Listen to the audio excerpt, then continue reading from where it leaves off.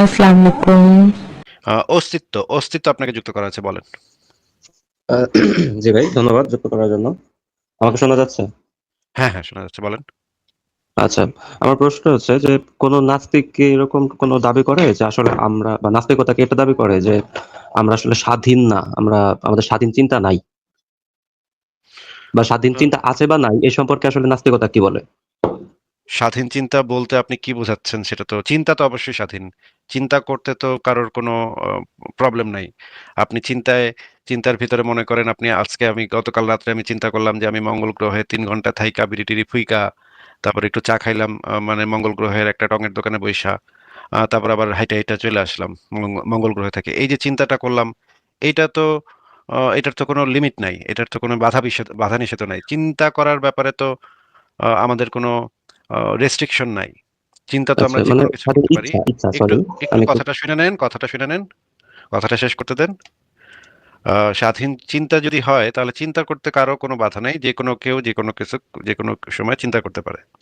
কিন্তু স্বাধীন যদি আপনি বলেন ওই চিন্তাটাকে কাজে পরিণত করা, যে আমি ইচ্ছাটাকে, আমার ইচ্ছা আমি যে কোনো কিছু করতে পারি। আমি ছোটবেলা মনে মনে ভাবতাম মনিকা বেলুচি খুবই সুন্দরী, তার সাথে আমার বিয়ে শাদী হবে, এটা আমি চিন্তা করতাম। এই চিন্তা করতে আমার কোনো বাধা নেই। যে কোনো কিছু, আমি নিজেই আল্লাহ হয়ে যাব, মরার পরে আমি আল্লাহ হয়ে যাব, এটা আমি চিন্তা করতে পারি। এটা আল্লাহরেও আমি মেরে ফেলাবো, এটা আমি গলা টিপা মেরে ফেলাবো, এটা আমি চিন্তা করতে পারি। এইটা চিন্তা করতে আমার কোনো প্রবলেম নাই। কিন্তু এটাকে কাজে পরিণত করতে পারবো কিনা, কাজ করতে পারবো কিনা, সেইখানে প্রবলেম। সেইখানে হচ্ছে আমাদের ফিজিক্যাল লিমিটেশন আছে। ফিজিক্যাল লিমিটেশন কি? যেমন আমরা চিন্তা করতে পারি আমি আকাশে উঠতেছি, কোনো ধরনের যান্ত্রিক সহযোগিতা ছাড়াই আমি আকাশে উঠতেছি। কিন্তু আমার ফিজিক্যাল লিমিটেশনের কারণে, যেহেতু মাধ্যাকর্ষণ বল আছে, এই কারণে আমি আকাশে উঠতে পারি না কোনো যন্ত্রের সাহায্য ছাড়া। হুম। এই ফিজিক্যাল লিমিটেশনের কারণে আমার এই এইটাকে কাজে পরিণত করা, অনেক কিছু কাজে পরিণত করা আমার পক্ষে সম্ভব না। কিন্তু আমার ইচ্ছাটা থাকতে পারে, চিন্তাটা থাকতে পারে, আকাঙ্ক্ষাটা থাকতে পারে। কিন্তু কাজে যখন আমি পরিণত করতেছি, তখন যেহেতু এটা বাস্তব দুনিয়া, বাস্তব দুনিয়াতে তো অনেক কিছু সম্ভব, অনেক কিছু সম্ভব না। আমাদের পক্ষে যতটুকু সম্ভব, আমাদের বডি এবং আমাদের যে প্রাকৃতিক পরিবেশ, এই পরিবেশের যে ইয়াগুলো আছে, প্রাকৃতিক নিয়মগুলো আছে, সেই প্রাকৃতিক নিয়মগুলোর উপর আমরা অনেকখানি নির্ভরশীল, অনেকখানি ওইটা দ্বারা বাউন্ড। হুম। সেই বাউন্ডারির ভিতরে আমরা অনেক কিছু করতে পারি। তবে এখানে আরো কিছু প্রভাব ফেলে, যেমন আমাদের শরীরের ভিতরে যে কেমিক্যাল রিয়াকশনগুলো হয়, হরমোনাল চেঞ্জগুলো হয়, সেগুলো আমাদের চিন্তা ভাবনা এবং আমাদের আহ, সবকিছুকেই, অনেক কিছুকেই অনেকখানি নিয়ন্ত্রণ করে, নিয়ন্ত্রণ করার অন্তত চেষ্টা করে।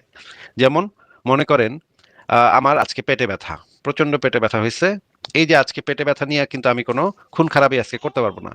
আজকে আমি পেটে ব্যথায় বাসায় বসে পড়ে থাকবো, পড়েই থাকবো আমি, বিছনায় শুয়ে শুয়ে চিল্লাবো, পেটে ব্যথা বলে চিৎকার করব। এখন আজকে কিন্তু আমি কাউকে মারতে পারবো না, বা কাউকে, মানে মনে করেন একটা, আমার একটা যুদ্ধ লাগানোর ইয়া ছিল, প্ল্যান ছিল যে একটা বাংলাদেশ ভারত একটা যুদ্ধ লাগাই দেবো। এই যুদ্ধটা আমি আজকে লাগাতে পারবো না। এই রকমের অনেক কিছু আছে আমাদের বডিতে, অনেক কিছু আছে যে বডির মেকানিজমের কারণে আমাদের বিভিন্ন চিন্তা প্রভাবিত হয়, নানাভাবে প্রভাব বিস্তার করে। যেমন আমার মধ্যে যদি এখন মেয়েদের যে হরমোনগুলা, ছেলেদের এক ধরনের হরমোন থাকে, মেয়েদের আরেক ধরনের হরমোন থাকে। সেই হরমোনগুলো আমাকে নানাভাবে প্রভাবিত করে, নানা সময় নানাভাবে প্রভাবিত করে। এই প্রভাবের কারণে মাঝে মাঝে আমার খুব রাগ উঠা যায়, মাঝে মাঝে আমার আবার খুবই, মানে কুল থাকতে ভালো লাগে।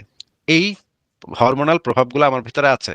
কিন্তু এই প্রভাবগুলো থাকার পরেও আমি একটা, যদি এমন হয় যে আজকে আমি কি খাবো, কি রান্না করব, এইটা আমি চুজ করতে পারি। এই চুজ করার ক্ষমতাটা আমার আছে। হ্যাঁ, এবার বলেন। আচ্ছা, তার মানে আমি এখান থেকে একটা কনফিউশন আসতে পারলাম, সেটা হচ্ছে যে আমরা একাধারে মানে স্বাধীনভাবে চিন্তাও করতে পারি, কিছু বিষয় আছে আমাদের নিজের, মানে আমাদের ডিসিশনের উপরে নির্ভর করে, আবার কিছু বিষয় আছে যেগুলো আমাদের ডিসিশন গুলো তৈরি করার ক্ষেত্রে প্রভাব ফেলে, এরকম। বিষয়টা কি আমি সঠিক বললাম কিনা? হ্যাঁ, আমাদের জিনগত বৈশিষ্ট্য এখানে প্রভাব ফেলে। এই কারণে আমার যে লেখাটা আছে, তাকদির বিষয়ে যে লেখাটা আছে, সেই লেখাটার ভিতরে আমি একটা ফ্রি উইল, ফ্রি উইলের একটা কার্যকর সংজ্ঞা দিয়েছি। আপনাকে আমি দেখাই দিচ্ছি, আপনি যদি তাকদির বিষয়ক আমার লেখাটা পড়েন এখানে। এটা অনেক বড় লেখা, এটা পড়তে অনেক সময় লাগবে। আপনি যদি সময় পান তাহলে পড়তে পারেন। এখানে ফ্রি উইলের, এই যে স্বাধীন ইচ্ছা বা ফ্রি উইল কাকে বলে, এটার একটা কার্যকর সংজ্ঞা, মানে হচ্ছে আহ কার্যকর সংজ্ঞা কাকে বলে আপনি কি জানেন? কার্যকর সংজ্ঞা না, যদি একটু ইলাবোরেটলি বলতেন। আচ্ছা, মনে করেন আপনি একটা থিসিস লিখতেছেন বা একটা জার্নাল লিখতেছেন বা একটা গবেষণা করতেছেন। সেই গবেষণার জন্য আপনি একটা সংজ্ঞাকে নির্ধারণ করবেন যে এই সংজ্ঞার উপরে ভিত্তি করে আমি এই গবেষণাটা করব। হুম।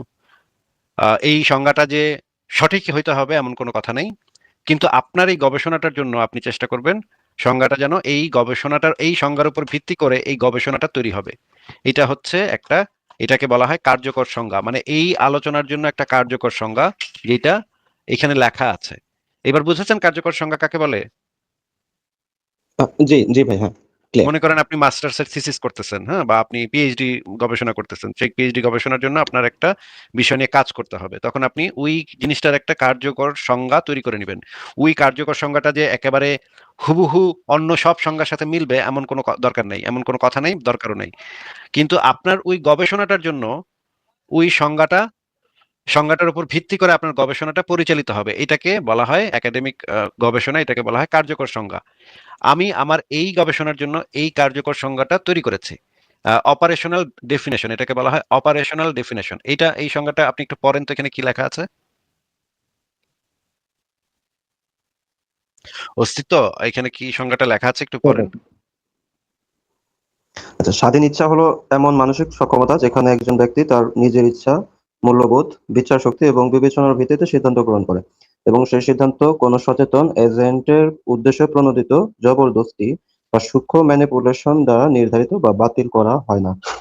প্রাকৃতিক বা অবচেতন কারণ কার্য সম্পর্ক ফ্রি উইলকে ধ্বংস করে না, যতক্ষণ পর্যন্ত সিদ্ধান্ত নেওয়ার প্রক্রিয়াটি ব্যক্তির নিজের অভ্যন্তরীণ মোটিভেশনাল কাঠামোর সাথে সামঞ্জস্যপূর্ণ থাকে।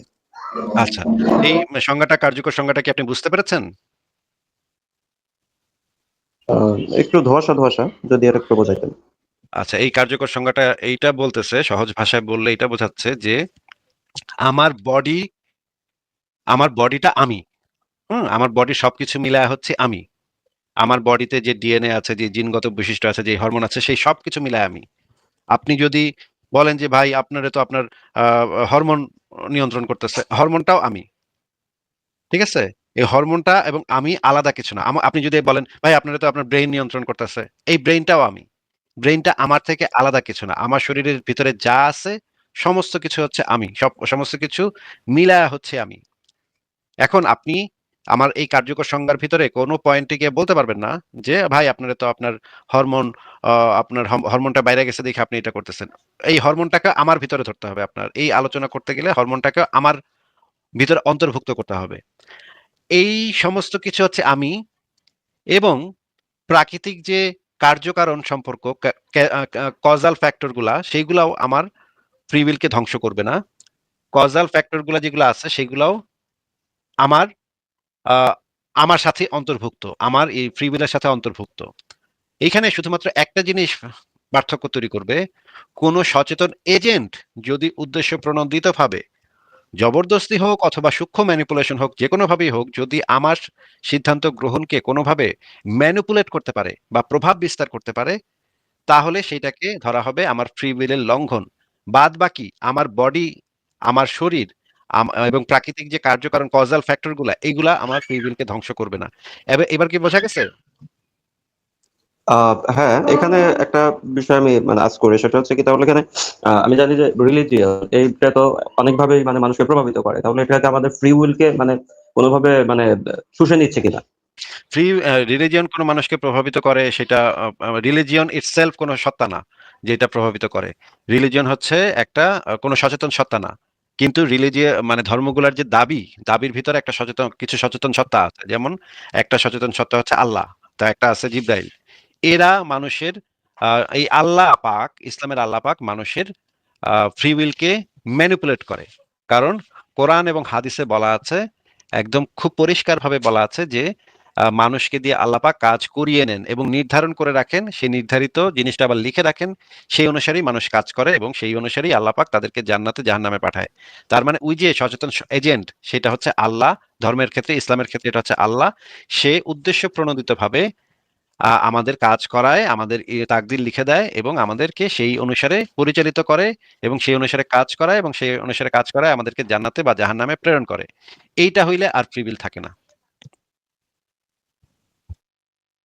আচ্ছা, এখানে একটা মানে কোয়েশ্চেন রাইজ করে, সেটা হচ্ছে তাহলে আসলে মানে জান্নাত বা জাহান্নাম, তাহলে এই বিষয়টা মানে কি উদ্দেশ্যে সৃষ্টি করে? তাহলে বিচারই বা কেন? বিচার হ্যাঁ, যদি আগে থেকে থাকে তাহলে বিচার এটা। এটাই তো ইন্টারনাল কনফ্লিক্ট। এটাই তো এই মানে মতাদর্শটার ভিতরে যে ইন্টারনাল একটা কনফ্লিক্ট আছে। একই সাথে বলা হচ্ছে যে আমাদেরকে সৃষ্টি করা হয়েছে পরীক্ষার জন্য। আবার আল্লাহ সবই জানে। হ্যাঁ, আল্লাহ সবই জানে, তুমি বেড়া পরীক্ষা নিতেছো কেন ফাইজলামি করতে? তুমি সবই যদি জেনে থাকো, সব যে জানে তার পরীক্ষা নেওয়ার কোনো দরকার নেই। কি পরীক্ষা শুধুমাত্র তখন দরকার হয় যখন এটার ফলাফল আমাদের কাছে জানা নাই। সেইটার জন্য পরীক্ষা নেওয়ার দরকার পড়ে। যেটার ফলাফল জানা আছে সেটা হুদাহুদি মানে ফাইজলামি করার জন্য পরীক্ষা নেওয়ার দরকার নেই। ২ নম্বর জিনিস হচ্ছে আল্লাহ পাক মহাবিশ্ব সৃষ্টির ৫০,০০০ বছর পূর্বে তাকদীরে সমস্ত কিছু লিপিবদ্ধ করে রাখছে। লিপিবদ্ধ করে মানুষকে কে জান্নাতে যাবে, কে জাহান্নামে যাবে সেগুলো ফিক্স করে রাখছে। ফিক্স করে নির্ধারণ করে রাখছে। নির্ধারণ করে আবার সেই অনুসারে মানুষকে দিয়ে বিভিন্ন কাজ করায় নিচ্ছে। এবং তারপরে আবার বিচারের নামে ফাইজলামি করে তাদেরকে সেখানে প্রেরণা করতেছে। এইটার সাথে বিচার করার কনফ্লিক্ট তৈরি হয়। ফিলোসফিক্যালি যৌক্তিকভাবে একটা কনফ্লিক্ট তৈরি হয় যে তুমি তো যদি সবকিছু ডিসাইডই করে রাখো, নির্ধারণ করে রাখো, তাহলে তুমি হুদাই বাবা আবার বিচার টিচার কি এর? তুমি তো আগে থেকে সব ঠিক করে রাখছো। এই পুরা জিনিসটা দেখলে বোঝা যায় যে এইটা এমন কিছু মানুষের মাথা থেকে বের হইছে, এই যে যৌক্তিকভাবে যে অসামঞ্জস্যপূর্ণ এই জিনিসটা, এইটা থেকে কি বোঝা যায়? এটা থেকে বোঝা যায় যে যে এই সেই আমলের মানুষ এই ফিলোসফিক্যাল বিষয়গুলা নিয়ে গভীর চিন্তা করতে পারতো না। মোহাম্মদের আমলের মানুষ বা মোহাম্মদ নিজেও এই জিনিসগুলা যে একটা আরেকটার সাথে কন্ট্রাডিক্ট করে এই জিনিসটা সে বুঝে উঠতে পারে নাই। এই যে যদি তাকদীরের সম্পর্কে যেই কথা বলে গেছে এইটা যে আবার পরীক্ষার এইটার সাথে কনফ্লিক্ট তৈরি করে, ফিলোসফিক্যাল কনফ্লিক্ট তৈরি করে, যৌক্তিক সংঘাত তৈরি করে, এটা মোহাম্মদ বেড়ায় তো অত অশিক্ষিত ছিল, হালায় বুঝে নাই। না বুঝে এই সমস্ত মানে ব্যাক করে গেছে, যা ইচ্ছা যা মাথায় আসছে সেগুলো বইলা গেছে। এখন পরবর্তীতে যারা আলেম আছে তারা তো এগুলো নিয়ে পড়ছে বিপদে, তারা তো মুসলমান হয়ে গেছে, কিন্তু মুসলমান হইয়া দেখে যে এক জায়গায় কোরআনের এক জায়গায় বলা আছে মানুষকে পরীক্ষার জন্য বানিয়েছে, আরেক জায়গায় বলা আছে যে মানুষের ইচ্ছাও আল্লাহর ইচ্ছা না হইলে মানুষ ইচ্ছাই করতে পারে না। এখন তারা পড়ে গেছে বিপদে যে এইটা কেমনে এখন সমাধান করবো, হ্যাঁ এইটা কেমনে সমাধান করি রে ভাই, এই তো কি কি কয়ে গেছে মোহাম্মদ আর কি কয়ে গেছে আল্লাহ, এইগুলো তো ভাই মিলতেছে না, একটা আরেকটার সাথে তো কনফ্লিক্ট করতেছে। পরবর্তী সময়ের যারা স্কলার আছে তারা জিনিসটা ধরতে পারছে, যে তারা বিষয়টা ধরতে পারছে যে ইসলামের ভিতরে ইন্টারনাল কনফ্লিক্ট আছে, বড় ধরনের প্রবলেম আছে। এই ফিলোসফি এই কারণে পরবর্তী সময়ে যারা ছিল মুতাজিলারা এই বলতো যে মানুষ যেটা মানুষ ইচ্ছার ক্ষেত্রে স্বাধীন, আল্লাহ এখানে কোনো প্রভাব বিস্তার করে না। পরবর্তীতে আবার যখন খলিফারা মানে ওই আশারি মাতুরিদি বা মনে করেন সালাফি খলিফারা যখন ক্ষমতায় আসলো, তারা আবার মুতাজিলাদেরকে মেরে ফেলছে। মাইরা মুইরা তখন তারা ওই যে সালাফি ঘরানার ইয়াগুলো আবার চালু করছে। মানে খিলাফতে আবার সালাফি ঘরানা ফেরত গেছে। তো মাঝখানে যেই মুতাজিলারা আসছিল, মুতাজিলারা দাবি করতো যে মানুষের ফ্রি উইল আছে, আল্লাহ এগুলা নিয়ন্ত্রণ করে না। কিন্তু আবার সালাফি আকীদায় বলা হচ্ছে যে এই যে সহিহ হাদিসকে তো সালাফি আকীদা কখনো বাতিল করতে পারবে না। এখন এইখানে যে প্রবলেমটা তৈরি হয়েছে, ইসলামের ভিতরে যে কনফ্লিক্টটা তৈরি হয়েছে সেটা হচ্ছে যে তারা কিছু মানুষ ইসলামের ভিতরে কিছু মানে দার্শনিকও ছিল, কিছু জ্ঞানী মানুষও ছিল, কিছু যুক্তিবাদী মানুষও ছিল, তারা বিষয়টা ধরতে পারছে যে এটার ভিতরে প্রবলেম আছে। ধরতে পারার পরে তারা করছে কি বইলা গেছে, সালাফিদের মধ্যে অনেকে ধরতে পারছে জিনিসটা এইটার ভিতর, বিশেষ করে ইমাম ইবনে তাইমিয়া, উনি অত্যন্ত প্রখ্যাত একজন মানে স্কলার ইসলামের, শাইখুল ইসলাম বলে ওনাকে। সে খুব ভালো করে ব্যাপারটা বুঝতে পারছে, এবং আরো অনেক স্কলার আছে যারা খুব ভালো করে বিষয়টা বুঝতে পারছে যে এই কারণে এটা মানে গভীরে গেলে, এই তাকদির বিষয়ের গভীরে গেলে বিরাট সমস্যা হয়ে যাবে, ইমান আকিদা থাকে না আর, ইন্টারনাল কনফ্লিক্টটা প্রকাশ হয়ে যায়। তখন তারা বলে দিচ্ছে যে তাকদীর নিয়ে বেশি ঘাটাঘাটি করা যাবে না। সালাফি বড় বড় আলেমদের সাথে আপনি কথা বলে দেখেন, তারা আপনাকে খুব স্পষ্ট করে বলে দিবে তাকদীর নিয়ে কোনো ঘাটাঘাটি করা যাবে না, এটা এমনই এক বিষয় যেটা আমরা বুঝবো না, এটা আল্লাহই ভালো জানে, তুমি বাবা এটা নিয়ে ঘাটাঘাটি করো না। হ্যাঁ, বড় বড় আকিদা বই আমি পড়ে দেখছি, অনেক গুরুত্বপূর্ণ আকিদা বই আমি পড়ে দেখছি, সব জায়গায় এই জিনিসটা বলা আছে যে তাকদীর নিয়ে ঘাটাঘাটি করা সম্পূর্ণ নিষিদ্ধ। ওইটা নিয়ে বেশি চিন্তাই করা যাবে না, আপনার খালি বিশ্বাস করতে হইব আল্লাহ সব জানে, আল্লাহ সব পারে, এই জিনিস বিশ্বাস করতে হইব, এটা নিয়ে বেশি গুতাগুতি করতে গেলেই সমস্যা। এবং এই জিনিসটা খুব পরিষ্কারভাবে বলা আছে, তাকদীর নিয়ে যারা বেশি গুতাগুতি করছে তারা নাস্তিক হয়ে গেছে। এই জিনিসটাও আকীদা গ্রন্থগুলোতে বলা আছে। আপনি যদি চান তাহলে আমি সেই আকীদা গ্রন্থগুলো আপনাকে দেখাতে পারি। সালাফি বড় বড় আলেমরা খুব স্পষ্ট করে বলে গেছে এটা এমন এক মাসালা যেটা এমনকি নবী রাসূলরা পর্যন্ত জানে না। সুতরাং তুমি এটা নিয়ে ভাইবো না, তুমি খালি বিশ্বাস করো। এইটা মুসলিমদের জন্য নির্দেশ দিয়ে গেছে বড় বড় মানে সালাফি আলেম। হ্যাঁ বলেন। হ্যাঁ, মানে ওই এই রেফারেন্সটাকে দিবেন কিনা, যে আসলে মানা করা আছে তাকদীর সম্পর্কে, মানে এই রেফারেন্সটা দিলে একটু ক্লিয়ার হয়। হ্যাঁ অবশ্যই, আপনি এই লেখাটা যদি পড়তেন তাহলে এই লেখাটার ভিতরে সব পাওয়া যেতেন। আপনি বোধহয় পড়েন নাই লেখাটা। ঠিক আছে, আমি দেখাচ্ছি। আপনি একটু কষ্ট করে এই লেখাটা একটু পড়েন, হ্যাঁ? অনেক বড় লেখা যদিও, কিন্তু এটা যদি একবার পড়তে পারেন তাহলে আপনি পুরা বিষয়টা, এখানে আমি সবকিছু এক্সপ্লেন করছি যে আহ, এমনকি মডার্ন ফিলোসফির অনেকগুলা ধারাও, আমি কাসব তত্ত্ব সেটাও আমি এখানে আনছি। গাজ্জালি কি বলছে সেটাও আনছি। এই যে আশারি মাতুরিদি, এই যে মুতাজিলা জাবারিয়া আশারি মাতুরিদি কাসব তত্ত্ব, এগুলো সব কিছু এখানে আমি অ্যাড করছি আস্তে আস্তে। এই লেখাটা লিখতেই আমার সময় লাগছে, অনেক দিন সময় লাগছে। এটা একটা গুরুত্বপূর্ণ লেখা। আচ্ছা, আমরা একটু দেখি তাহলে ওইখানে ওই জিনিসটা কই আছে। আহ অনেক বড় লেখা তো, একটু খুঁজে বের করতে সময় লাগবে। আচ্ছা, কি আকিদা, আকিদা গ্রন্থ থেকে দেখি, এই যে দেখেন। আচ্ছা, তাকদীর বিষয়ক আকিদা, এটা হচ্ছে একটা আকিদা গ্রন্থ, ঠিক আছে? এই আকিদা গ্রন্থটার নাম আপনাকে আমি বলে দিচ্ছি। এই গ্রন্থটার নাম হচ্ছে ইমাম হার্ব আল কিরমানি। মৃত্যু হচ্ছে 280 হিজরি, মানে অনেক পুরনো কালের স্কলার, হ্যাঁ, অনেক অনেক পুরনো কালের। এই বইটার নাম হচ্ছে ইজমাই আকিদা, মানে আকিদা বিষয় ইজমা। হ্যাঁ, মূল হচ্ছে ইমাম হার্ব আল কিরমানি। মৃত্যু 280 হিজরি। অনুবাদ এবং টিকা মোহাম্মদ আবদুল্লাহ মৃধা। পৃষ্ঠা নাম্বার 33 থেকে 38। দেখেন এখানে যে জিনিসগুলো বলা আছে খুব পরিষ্কারভাবে এখানে বলা আছে, তাকদীর বিষয়ক আকিদা। আল্লাহ নির্ধারিত তাকদীরের ভালো মন্দ, অল্প বেশি, প্রকাশ্য অপ্রকাশ্য ইত্যাদি সব সবই মহান আল্লাহর পক্ষ থেকে তার বান্দাদের জন্য নির্ধারিত ফয়সালা এবং পূর্ব নির্ধারিত ভাগ্য। বান্দাদের কেউই আল্লাহর ইচ্ছার বাইরে যেতে পারে না, তার ফয়সালা অতিক্রম করতে পারে না, বরং সবাই শেষ পর্যন্ত সেই নির্ধারিত ভাগ্যের দিকেই গমনশীল, যার জন্য আল্লাহ তাদের সৃষ্টি করেছেন। দেখা যাচ্ছে ভাই? অস্তিত্ব এটা কি দেখা যাচ্ছে? হ্যাঁ, হ্যাঁ, হ্যাঁ, হ্যাঁ। এটা একটা আকীদা গ্রন্থ, এখানে একদম খুব স্পষ্ট করে সব সুন্দর করে সব বলে দেয়া আছে, কোনো রাগ ঠাক নাই, হ্যাঁ, মানে আপনি আপনি কোনো রাগ ঢাক পাবেন, এটা আপনি পুরাটা পড়েন, অনেকগুলো পৃষ্ঠা। আরেকটা আকীদা গ্রন্থ, আকীদা ইসলামিয়া, এই গ্রন্থে যে জিনিসটা বলা আছে, এইটার লেখক হচ্ছে মোহাম্মদ আসাদুল্লাহ আল গালিব। আসাদুল্লাহ আল গালিবের নাম নিশ্চয়ই আপনি শুনেছেন। উনি বাংলাদেশের সালাফি ঘরানার সবচেয়ে বড় আলেমদের একজন। এই বইতে যেটা লেখা আছে দেখেন, তাকদিরে বিশ্বাস। আহ এই চারটি বিষয়ে বান্দার জীবনের সমগ্র ভালো মন্দ কাজকর্ম আসমান জমিন সৃষ্টির 50,000 বছর পূর্বে আল্লাহ ইলমে লিপিবদ্ধ হয়ে আছে। এছাড়া একদল মানুষকে আল্লাহ পাক জান্নাতের জন্য এবং একদলকে জাহান্নামের জন্য সৃষ্টি করেছেন, যার খবর তিনি ব্যতীত অন্য কারো পক্ষে জানা সম্ভব নয়। জানা না থাকার কারণেই জান্নাত পাওয়ার আশায় মুমিন বান্দা তার তাকদীরের উপর আস্থা রেখে পূর্ণ তাদবীর ও প্রচেষ্টা চালিয়ে যায়। বিপদে সে ধৈর্য হারায় না, আনন্দে সে আত্মহারা হয় না, ইহকালে সে ইত্যাদি। জাবারিয়াগণ অদৃষ্টবাদী হয়ে নিজেদেরকে ইচ্ছা শক্তিহীন জড় পদার্থ ভেবেছেন। কাদেরিয়াগণ তাকদীরকে অস্বীকার করে নিজেদের ভাগ্য বিধায়ক মনে করেছেন। প্রকৃতপক্ষে এই দুইয়ের মাঝখানে যে আহলে সুন্নাত এবং আহলে হাদিসের পথ ও গৃহীত আকীদা, এটা এখানে এই জিনিসটা বলা আছে। এরপরে আমরা দেখি আরেকটা আকীদা গ্রন্থ আছে, একটু দাঁড়ান। এইটা হচ্ছে আহ, না দাঁড়ান,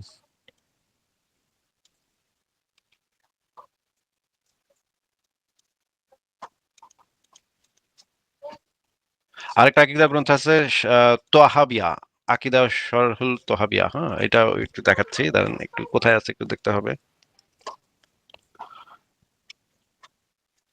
এই লেখাগুলো এত বড় হয়ে গেছে আমার, যে কারণে আহ খুঁজে পাইতে এখন অনেক সময় লাগে, লোড হইতে অনেক সময় লাগে। এখানে না,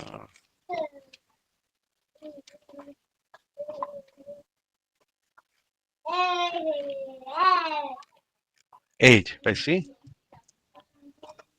এই যে এই গ্রন্থটার নাম হচ্ছে শারহুল আকিদা আত-তহাবিয়া।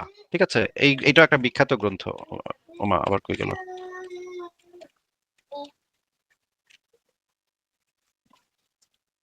আবার হারাই ফেলছি।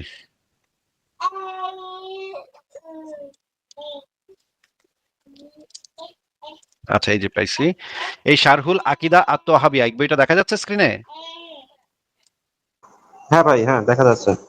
আচ্ছা, এই বইটা থেকে আমরা এখন একটু পড়বো। ইমাম তহাবি রহিমাহুল্লাহ বলেছেন, এখান থেকে আপনি পড়েন তো, এখানে কি লেখা আছে?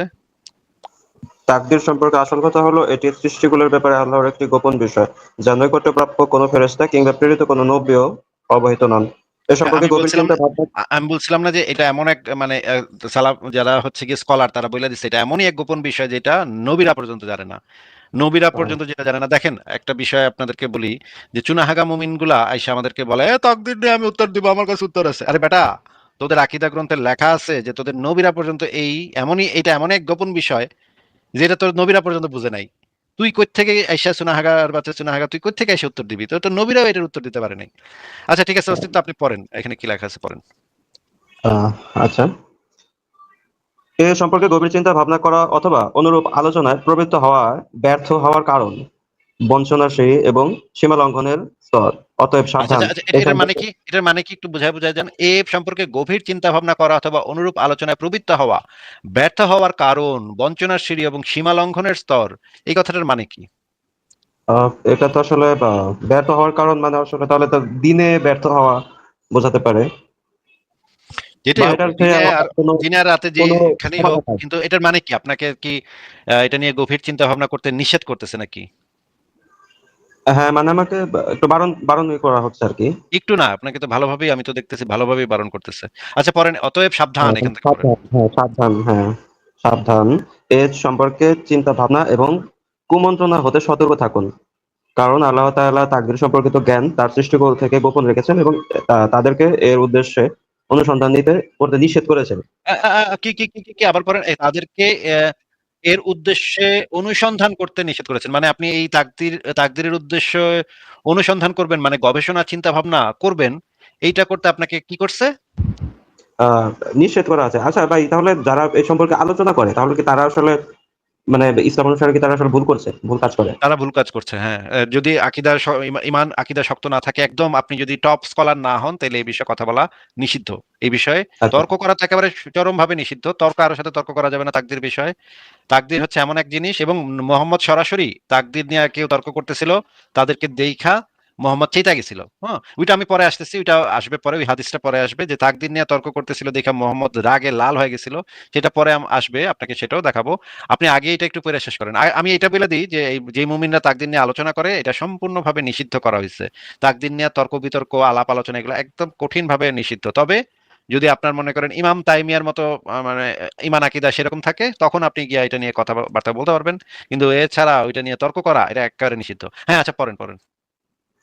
আচ্ছা, যেমন আল্লাহ তাআলা বলেন, তিনি যা করেন সে বিষয়ে তাকে প্রশ্ন করা হবে না, বরং তারা তাদের কৃতকর্ম সম্পর্কে জিজ্ঞাসিত হবে।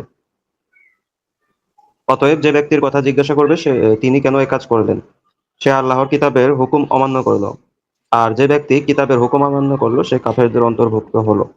আচ্ছা, তার তার মানে হচ্ছে গিয়ে এটা নিয়ে গুতাগুতি করা এটা নিষেধ করছে। আচ্ছা, ঠিক আছে, আমরা দেখি, আরো দেখি এখানে কি লেখা আছে। তাকদীর সম্পর্কে আসল কথা হলো, এটি সৃষ্টিকুলের ব্যাপারে আল্লাহর একটি বিষয়। অর্থাৎ তিনিই সৃষ্টি করেন, তিনিই ধ্বংস করেন, তিনিই কাউকে ফকির বানান, তিনিই ধনী বানান, তিনিই মৃত্যু দান করেন, তিনিই জীবন দান করেন, তিনিই গোমরা করেন, তিনিই হিদায়াত দান করেন। আলী বলেন, তাকদীর হলো আল্লাহর গোপন রহস্য, সুতরাং আমরা এটি উন্মুক্ত করার চেষ্টা করব না।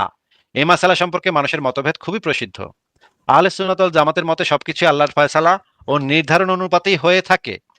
আল্লাহ তাআলাই বান্দার কর্মের স্রষ্টা।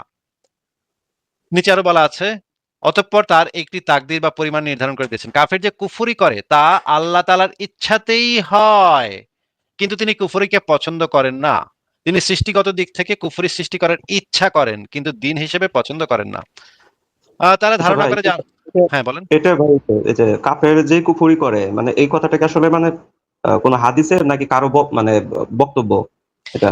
এটা হচ্ছে ইসলামের আকীদা গ্রন্থ। আকীদা গ্রন্থ কিভাবে লেখা হয় এটা জানেন আপনি? না, এটা সম্পূর্ণ জানা নাই। আকীদা গ্রন্থ যখন লেখা হয় তখন সর্বোচ্চ মানের হাদিস, সহিহ হাদিস, হ্যাঁ? এবং কোরআনের আয়াত এবং সর্বোচ্চ মানের সহিহ হাদিস দ্বারা আকীদা গ্রন্থ লিখিত হয়। আকীদা গ্রন্থের ক্ষেত্রে কোনো যঈফ হাদিসও গ্রহণযোগ্য না।